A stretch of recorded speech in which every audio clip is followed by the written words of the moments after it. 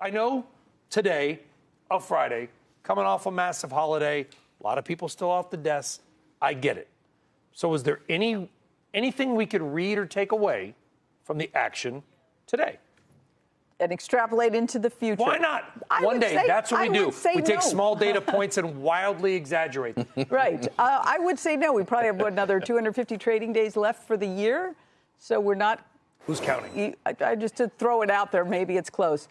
So no, but it is interesting to see. I mean, we know the year ended with the AI story sort of not at its peak, let's say. And so today there was a little life there. TSM kind of got us going. And so some nice traction, and I wouldn't extrapolate too much into it, but I also feel like just because the year has turned into a new number, I'm not going to redo my portfolio. I don't know what's changed really until I see something else that makes me think, all right, something's different. Then I'm going to stick with what I've got, and I like what I have. It's nice to have a good year behind you. It makes it a little harder. Things got more expensive, but I'm sticking with what I got. Yeah, it's like the honey badger market, Bonawyn. It doesn't care. See what it's a family show. I didn't know where we were going. You didn't know? That's what I do. It doesn't care that the calendar turned. To Karen's point, it's January 2nd, same as December 31st. But you know what? I also don't care if volumes are low. If stocks go up, they go up. What's your general feeling and read heading into the new year? Yeah, I mean, I'll take a gander at extrapolating and hyperbole, I guess. And I think it's Karen's point. I'm just going to put it in a loudspeaker that just because you turn the page on a calendar does not mean that now all of a sudden there's like some massive structural shift. I understand that there's a bit of jostling at the end of calendar year 2025, rotation away from some of the high flyers and AI into some of the more value-oriented sector on the back of speculation that the big, beautiful bill will kind of spur along perhaps retail, both investment and consumption. So I think there are some of those things at play on the margin that you will continue to see.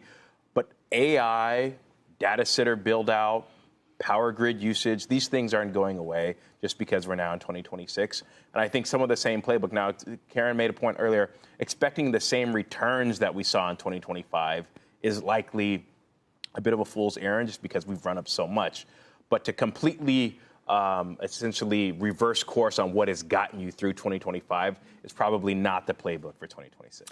No, and to be fair, and what's also interesting, Mike Coe, is that you're the options guy. You look at, let's say, the VIX, and maybe we could throw a one-year chart of the VIX up. The VIX is at 14.5. It's not quite the lowest in 12 months, slightly lower for a couple of days in the middle of August of 2025.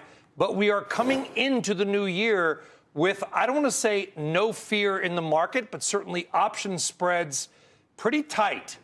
How do you read this change in calendar and where we are right now? Yeah, well, it's interesting. I mean, if we look at VIX, like a 5-day moving average, for example, for the first time in a year, actually, it did dip below 14 at the tail end of December. That was a level that it didn't reach in the same period last year when volatility was also quite low.